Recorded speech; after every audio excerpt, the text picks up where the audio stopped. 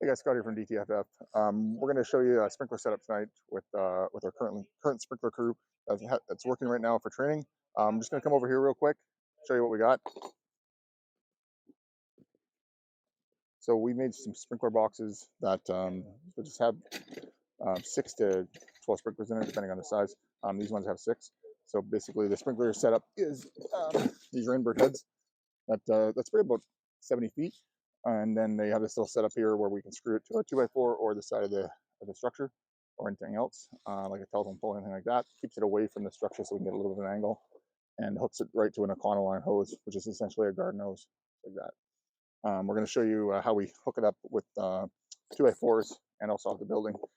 This is a water thief, so it'll connect in line with the 1.5-inch forestry hose, and then we can just go from here and connect the Econoline, which is just, like I said, garden hose.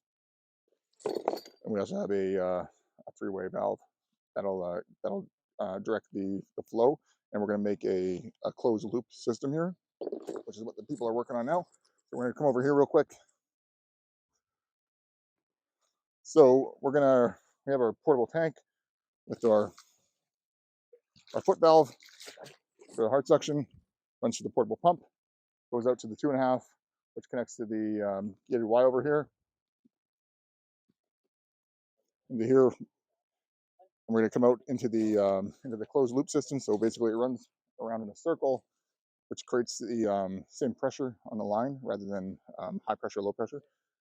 And then we're going to walk over to where the loop ends.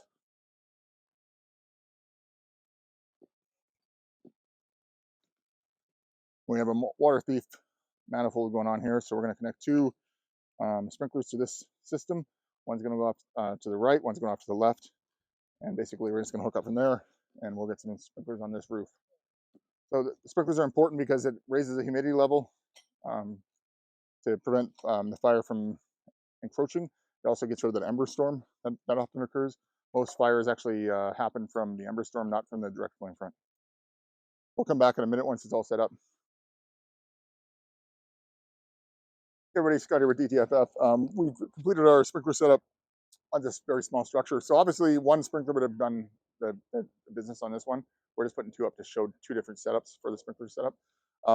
Also, we'd be doing some fire smarting here. We'd be taking all this material away. There's a wood pile over here that we'd be removing, or we'd cover with some poly just to stop that ember storm from hitting.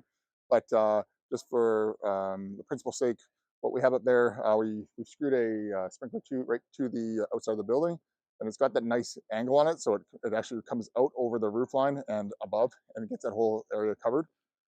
And it runs down to the Econoline to the pump, that closed loop system. If we come over here, sometimes you run into buildings that you can't screw to, that are too high, or you can't screw to them for whatever reason.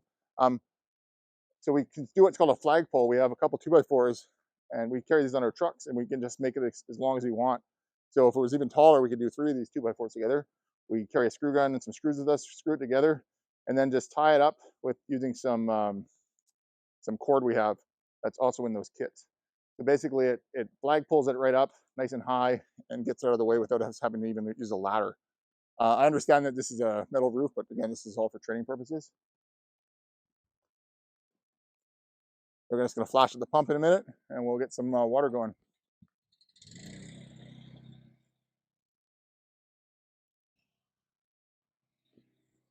Ready? Okay, so they just charged the lines. They're just getting some of the kinks out. Now they're going to open up the manifold for the Econoline. There we go. So as you can see, these sprinklers run really well, lots of distance. One sprinkler would have been more than enough for the structure, but it's got nice distance on it. We'll do a little walk around.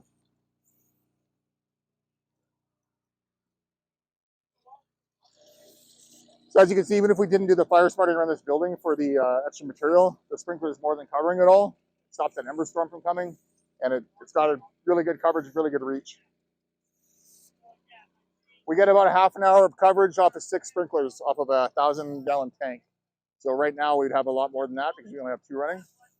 This sprinkler would probably cover 2 sprinklers would probably cover both this whole area right now.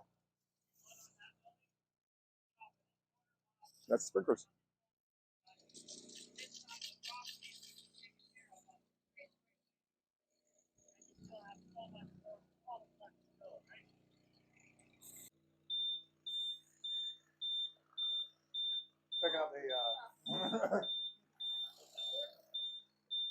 It's picking up the CO2, the CO.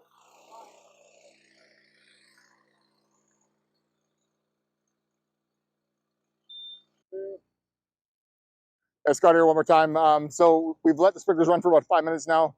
You can see the effectiveness of the 2 sprinklers alone off the roof line. There's already water pouring off the roof. Ground is nice and saturated. We actually have some puddles forming on the ground already. I mean, this is cement, but just even in the dry grass over there.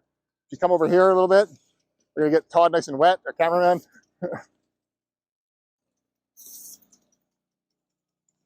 So you can see water's coming out of the gutters.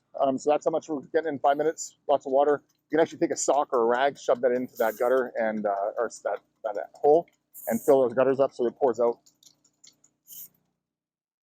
That's sprinklers. Stay safe, stay DTFF.